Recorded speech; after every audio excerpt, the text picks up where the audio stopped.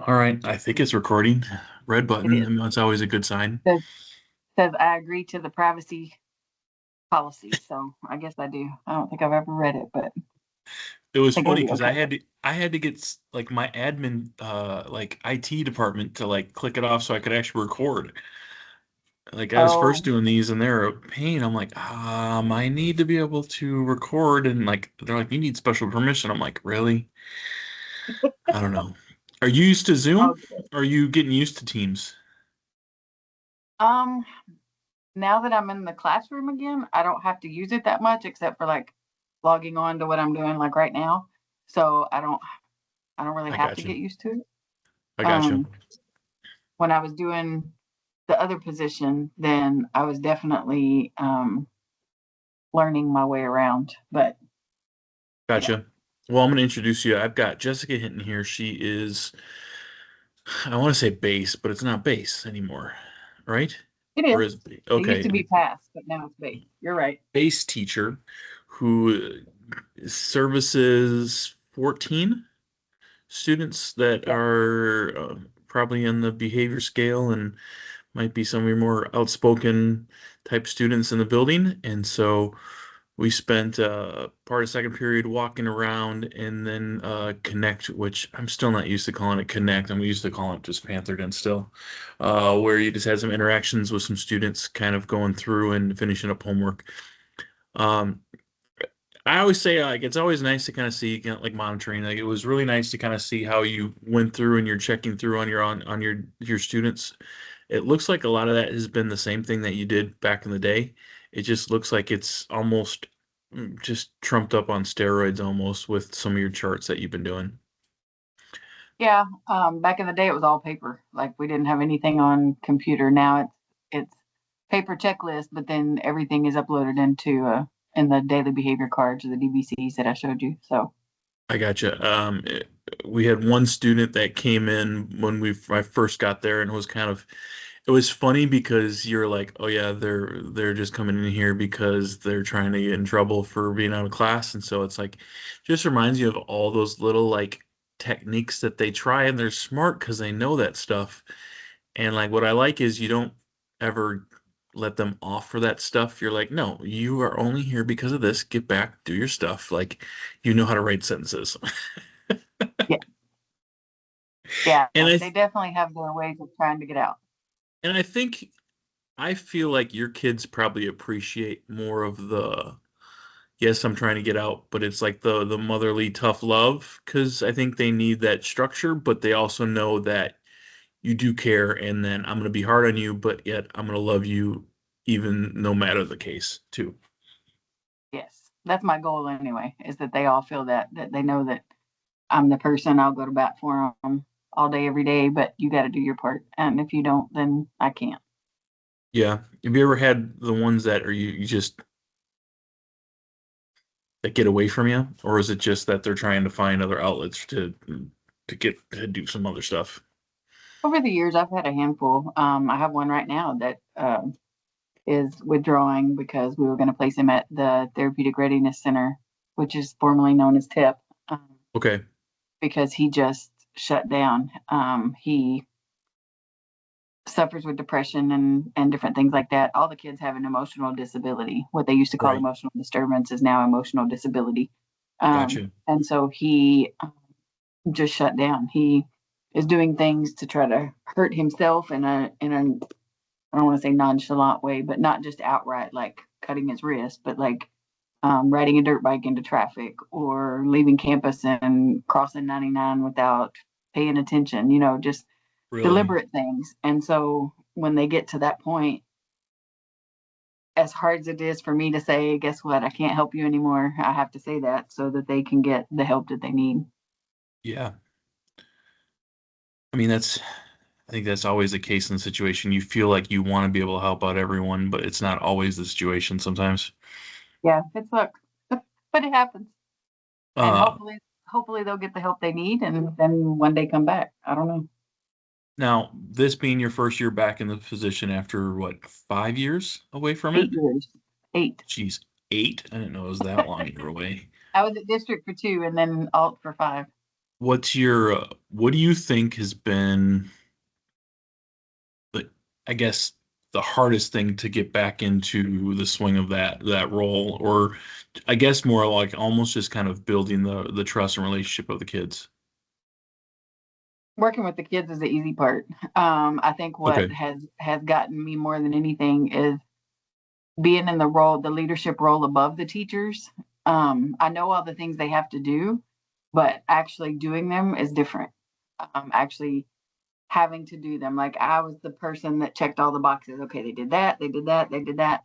But actually finding the time and the space to do them and things like that, I had forgotten how difficult that was when you have a caseload of kids that are such high needs. So I think time management, Yeah. um, realizing that there's some days I stay after work because it's the only quiet time that I have that day and the only time I get to sit at my computer. Um, but it's no worse than being in a leadership position. It's better because I get to be with the kids. Yeah. Uh, how do you establish some of your roles with your paras? You got two paras that are with you all day. Like, do you sit down and do some norms? Like, it's obviously getting like they probably have some knowledge and know you a little bit, but like you're different than the teacher last year. So like, Yeah. how do you utilize them, and how do you try to like where's the limit of like are they doing too much? Are they doing too little? And dealing with all that. We sat down at the very beginning of the year because they were both nervous. They voiced to me last year when they knew I was going to take over the position that they were nervous about working Okay. for me. Because I am a little more strict, hard nosed. I don't know what the word is. I don't know what they've used. There's no telling about than the last teacher. So I sat down at the beginning of the year and I was like, look, we're here for kids. That's our only purpose in this job is to be here for kids. These are my expectations. These are the roles and responsibilities for you. These are my roles and responsibilities. Here where we're going to come together in the middle, and these are my expectations. And they have taken those and pretty much I've had to redirect a couple times. Sometimes they forget that they're not the kid's friend, and will Yeah. say some things that are not necessarily not out of line appropriate, like, oh my God, I got to report Yeah. this, Yeah. but like just something that I'm like, that's a student. Let's not say that. Like they're you're their elder, you're their adult, right? Um, so nothing crazy, nothing major. But I think I just remind them every day, and at the end of every day, we do have a little powwow where I say, Yeah. "Hey, thank y'all for walking a million miles today. Thank you for documenting. Thank you for chasing after so and so. We're here for kids, and y'all are doing a great job. Any questions, concerns, whatever?" And they most of the time say no if they have one, because I invite them to challenge me. If I did something that they don't understand or that they need clarification on to understand, ask me. I'm not always right. So I want their feedback and their input. And um, when they give that to me, sometimes I'm like, "Who are you?" But then I take a minute and I remember, like, "Hey, I invited this." But no, I think they need to understand why I do what I do with the kids because I am different than the last teacher. I'm different than any other teacher, I think. Yeah. Um, and so I want them to understand why I do what I do. I may make an allowance for this kid and not for that. And that's been one of their questions, like, why did they get to do it? And when I break it down on data and explain, they're like, oh, okay, that makes sense. So I think it's Do you just, have an example where they challenge you and you're like, what the heck? And then you're like, oh, that's actually a good thing.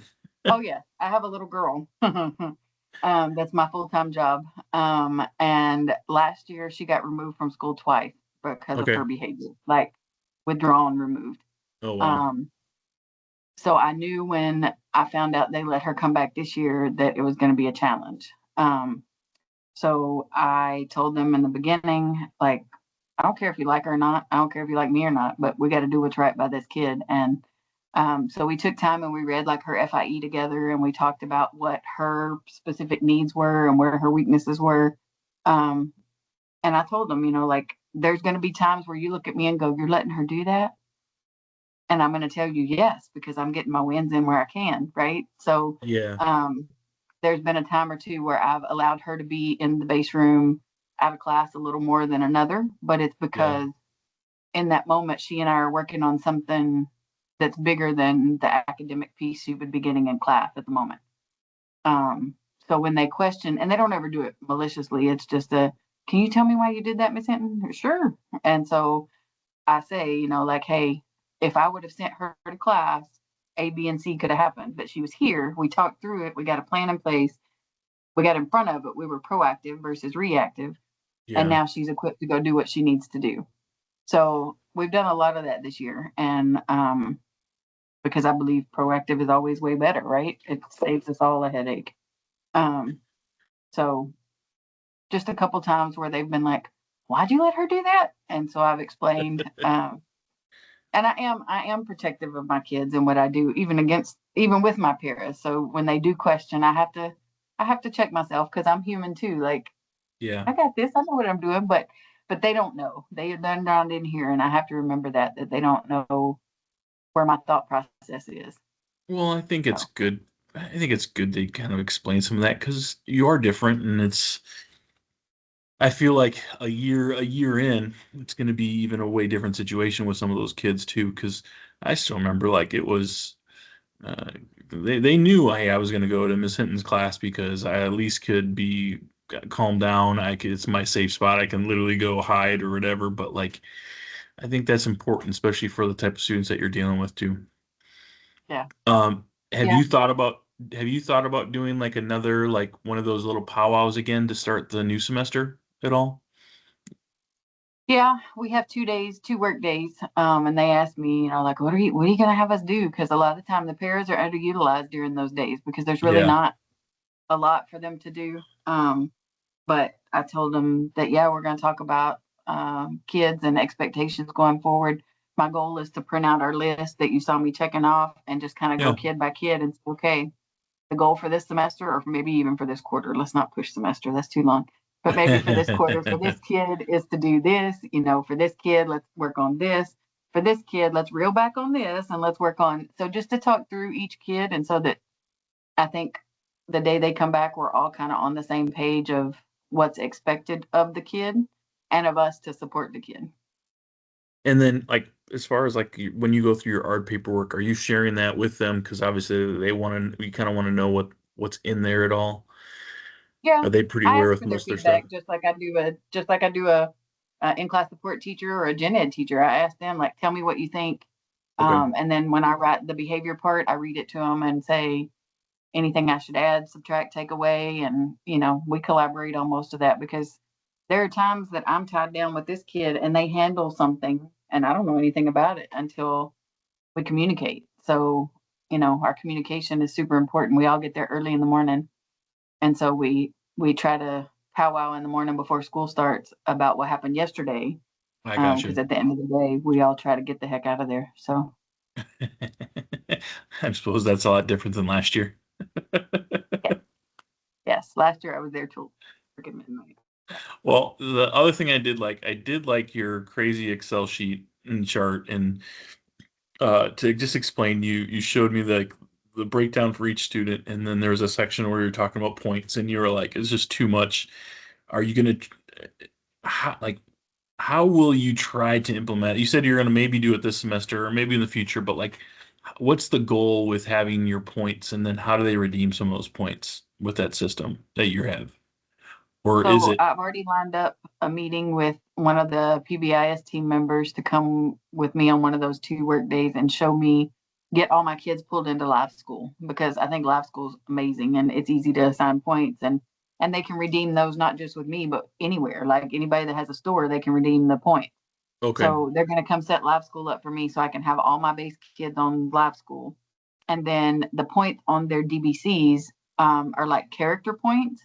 And so if they get those, it had that percentage up at the top of what they were meeting of their goal. When Yeah. those get checked, it adds to that percentage. So it like bumps them up. So if they have higher character points versus an incident, then it helps them meet their percentage for the week. Okay. So I think I do a good job of giving them kudos verbally when they do something or Yeah. like, hey, come get a treat because you did a great job. But I think that's a way of doing it on paper where they can see like, oh, okay, I did do good. Um, I've also started the year with punch cards, and I never got them going either because it was just too much. So I have the things, but stepping back into the room and having that Yeah. fast increase, like I said, I started with 7, and then before quarter 1 was over, I was at 14. So I had no time to put any of that in place. Plus, I had like 6 of the ARDs in quarter Right one and the away. first part of quarter 2. So it was a lot. Um, but I'm hoping to build that in for second semester. A lot of that stuff, maybe not punch cards. I may start next year, but work on the character points and the live school points this year, and then start out fresh next year with something like the punch cards. How often are you reaching out? I'm assuming you've got to know most of your parents of your kids, but like what's the initial conversation with them? Are they coming to open houses? Like what's that look like for your role? Uh, the minute I know I'm getting their kid, I call them Okay. before I even meet the kid sometimes, and just say, "Hey, this is who I am," because there's going to be negative phone calls for me. That's an inevitable thing, right? So Yeah. I try to get that first positive initial. This is who I am. This is what I do. This is how you reach me. All the things, and then every not every time, if it's a behavior that the kid has that is significant enough for me to stop what I'm doing and readdress, then I call the parent. Okay. And I just say, hey, so and so was in my room today. We had this hiccup in such and such class. I can send you the email of the documentation, or I can just tell you whichever one you want. And we go from there. Some parents I talk to every single day. I have one foster dad that as soon as he sees my number, he answers the phone chuckling, "Hey, Miss Hinton, what's going on?" So, I mean, it just depends. And there's some that I've talked to like once or twice all year because the kids maintaining and they come to us for things, but it's not like me having to intervene in behavior as much as you would think. So, I and got those you. kids will probably be dismissed by the end of the year. Well, that's good. Yeah. Well, we hit our 15 minutes. My wrap up. My person has been telling me to work on my evaluating or something like that, and it goes glows and grows and stuff. And so, like, I guess my takeaways from going through this, I love the way that you interact with your students. You can tell that there's a sense of safety and just knowing that you're there for them. It was funny. Like I think the one part I would love to see how if you could figure out how to work your computer to see if you can monitor them at all, or even if you give it to one of your paras to say, "Hey, figure this out." Right. I'm Because going to figure that out too when we come back. but like I thought that was the one where like, and maybe I might like me, I'm like I always just want to know what they're doing, and when it came to the computer and stuff, because it's the easiest way of getting distracted. Like even observing a few other teachers that day, you're like, they're so quick at boo, boo, boo. Oh, I'm listening to music Yeah. there. It was kind of surprising. Yeah. So, but I appreciate your time. I always enjoy coming and seeing you. Of course. And so I appreciate it, Miss Hinton. Well, you're welcome anytime. Thank you, thank you. I'm gonna stop right now, recording. Boom, and I